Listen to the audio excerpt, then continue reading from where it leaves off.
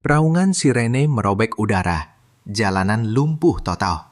Kekacauan melarikan diri telah pecah. Naluri purba mendesak untuk kabur, menyatu dengan lautan manusia yang panik. Namun, di tengah evakuasi besar-besaran, langkah paling bijak tak selalu berarti lari tunggang langgang. Sebaliknya, ini tentang menemukan suaka saat berdiam diri menjadi satu-satunya jalan keluar. Tujuannya adalah menemukan tempat-tempat aman yang menjelma benteng kokoh saat kekacauan merajalela di luar dindingnya. Awalnya, arahkan pandanganmu ke bawah, tempat perlindungan bawah tanah dan bunker yang diperkuat. Keunggulan mereka tak terbantahkan. Mereka menempatkan bertonton tanah dan beton bertulang sebagai perisai antara dirimu dan bahaya yang mengintai. Entah itu amukan murka alam atau bayangan mengerikan kejatuhan nuklir.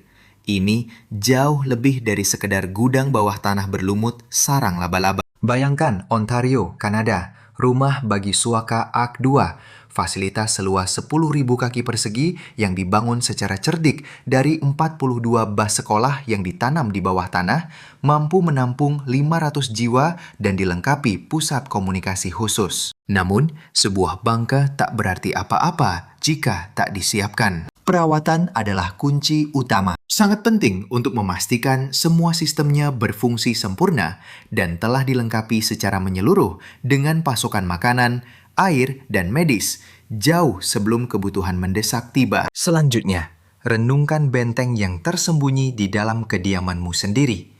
Ruang aman yang telah ditentukan. Pendekatan ini tak menuntut pelarian ke lokasi yang jauh terpencil. Sebaliknya, ini tentang memiliki suaka yang diperkuat, dapat diakses dalam hitungan detik. Ruang aman modern dilengkapi dinding yang diperkuat, pintu inti padat yang kokoh, dan bahkan mungkin menyertakan mekanisme pemurnian udara independen. Elemen krusial terletak pada pandangan jauh ke depan. Meskipun mengadaptasi ruangan yang ada bisa dilakukan, mengintegrasikan ruang aman selama fase arsitektur awal sebuah bangunan terbukti jauh lebih efektif. Seseorang dapat memperkuat dinding dengan kayu lapis, mengintegrasikan panel tahan balistik, dan secara umum memperkokoh struktur. Kusen pintu itu menyulap lemari biasa, atau bahkan kantor, menjadi benteng pertahananmu yang kokoh. Ketiga, jika kau terperangkap di gedung pencakar langit, segera cari area perlindungan yang telah ditetapkan. Dari lantai 30,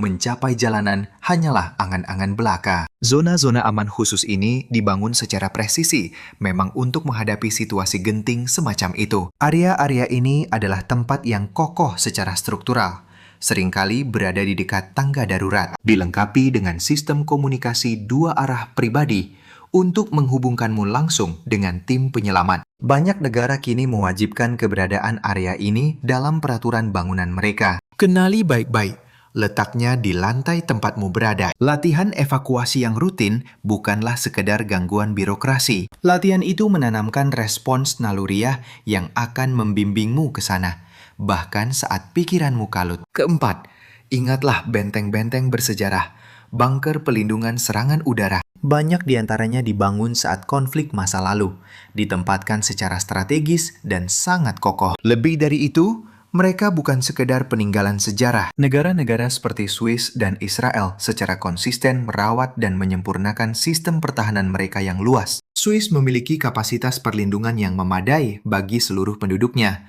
dilengkapi sistem ventilasi modern untuk menangkal ancaman kimia dan biologis. Berdasarkan dekret hukum, Israel mewajibkan pembangunan area yang diperkuat di setiap konstruksi baru. Kesulitannya adalah membedakan mana yang bisa diakses publik dan mana yang milik pribadi, serta memahami prosedur akses saat keadaan darurat tiba. Dan kelima, pertimbangkan benteng yang bukan berupa ruangan, melainkan sebuah jalur penyelamat, pintu keluar darurat, atau seluncuran evakuasi. Jika lantai tempatmu terancam dan tangga darurat tak bisa dilewati, inilah penyelamat vertikalmu. Ini adalah mekanisme pelarian cepat yang memungkinkan penurunan terkendali. Bayangkan sesuatu yang jauh lebih canggih daripada sekadar tangga darurat biasa. Seluncuran penyelamat modern yang dibuat dari bahan tangguh seperti Kevlar terbentang dalam sekejap dari wadah ringkasnya. Namun, kegunaannya sirna tanpa petunjuk yang benar. Prosedur instruksi tidak ditetapkan tanpa alasan kuat. Menguasai cara masuk,